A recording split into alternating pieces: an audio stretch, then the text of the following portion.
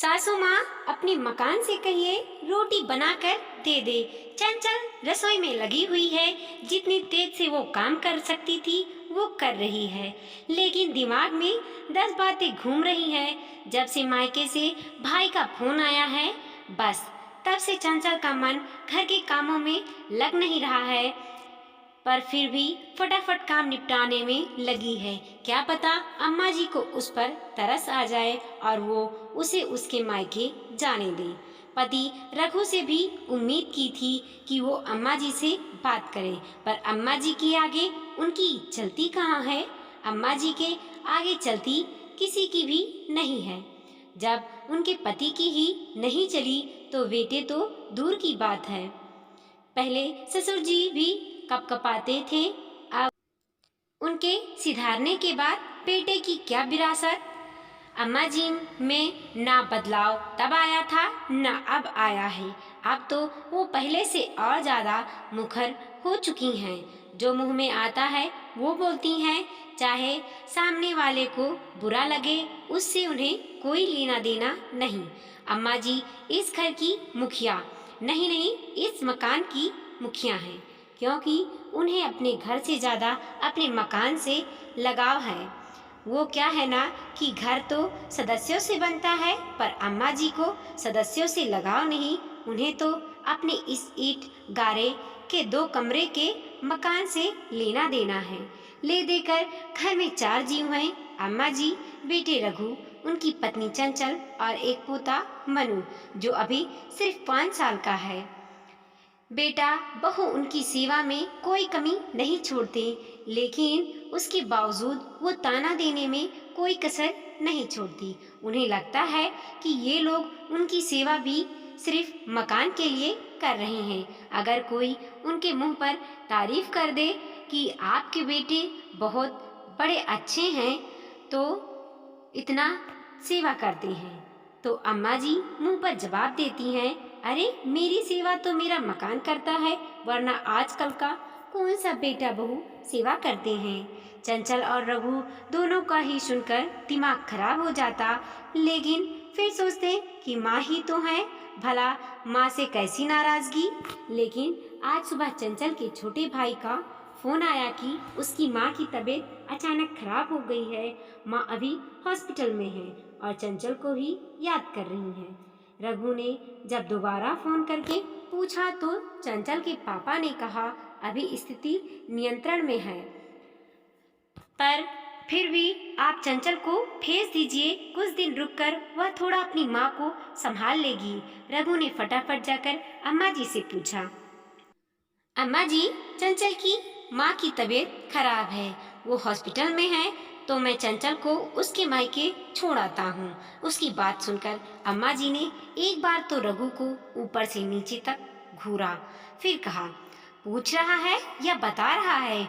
उनकी बात सुनते ही रघु सकपका गया, फिर खुद को संभालते हुए बोला, अम्मा पूछ रहा हूँ, आप कहें तो मैं चंचल को उसके मायके छोड़ आऊँ। अब उसकी माँ की तबीयत खराब है तो घर में एक औरत का होना जरूरी है, और आप तो जानते हो उसका भाई तो अभी छोटा है, उसकी शादी भी नहीं हुई। ऐसे में चंचल सब कुछ संभाल लेगी। अच्छा, और अपने घर का क्या? यहाँ काम करने के लिए कौन से नौकर चाकर लगे हैं, बताएगा मुझे? अम्मा अभी भी रघु को घूरते हुए अपनी बात कहे जा रही थी, पर अम्मा, ऐसे में चंचल का वहाँ होना जरूरी है ना? रघु ने फिर एक बार कोशिश की, हाँ तो उसकी माँ के लिए मैं नौकरानी बन जाऊं?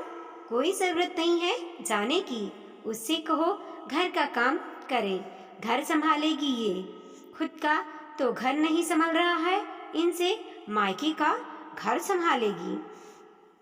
उसके आगे रघु कुछ कह ही नहीं पाया और चंचल चुपचाप रसोई में अपने काम में लग गई।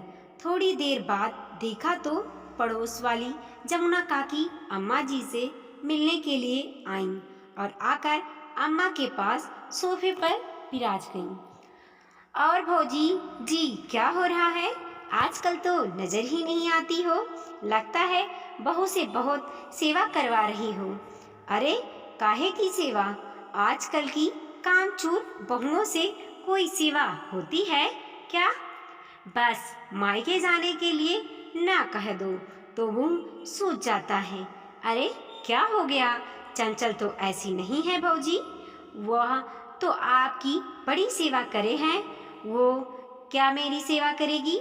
मेरी सेवा तो मेरा ये मकान करता है, इसी के लालच में करती है सब कुछ, वरना आज निकाल बाहर करे मुझे। अम्मा जी ने तुनकते हुए कहा। ये बात अंदर चंचल को भी सुनाई दे रही थी।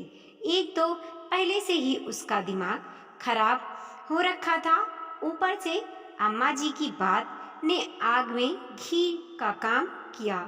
चंचल सीधे अपने कमरे में गई और जाकर सामान पैक करने लगी। थोड़ी देर बाद जब जमुना काकी अपने घर चली गईं, तो चंचल अपने सामान के साथ बाहर आई। उसे देखते ही अम्मा जी उसे डांटते हुए बोली, कहाँ जा रही है तू? अभी सुबह तो मना किया था ना तुझे?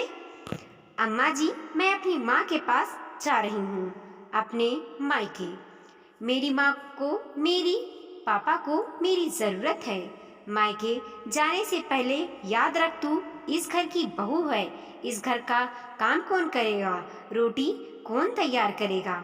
चंचल अम्मा जी की तरफ मुड़कर मुस्कुराई और बोली, अम्मा जी, अपने मकान से कहिए रोटी बना कर दे दे।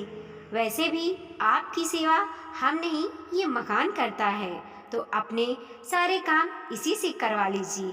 अम्मा जी ने गुस्से से रघु की तरफ देखा तो रघु ने चंचल की तरफ देखा। रघु के कुछ कहने से पहले ही चंचल ने कहा, माफ करना, लेकिन मैं सिर्फ आपकी पत्नी ही नहीं, किसी की बेटी भी हूँ। आखिर रघु कुछ ना कह पाया और चंचल अपने बेटे मनु के साथ मायके के लिए रवाना हो गई। अम्मा जी गुस्से से रघु को बोली, तू रोक नहीं सकता था अपनी पत्नी को? कैसे जवाब देकर चली गई?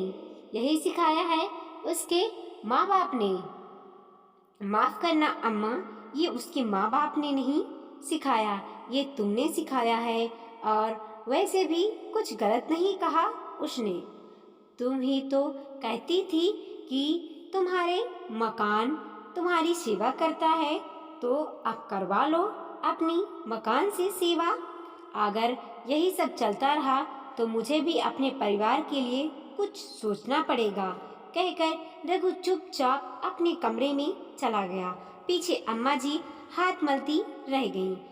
वीडियो को लाइक कीजिए, कमेंट कीजिए और अपने दोस्तों के साथ जरूर शेयर कीजिए। चैनल पर नए हैं तो प्लीज़ सब्सक्राइब कीजिए और देखते रहिए मोटिवेशनल स्टोरी।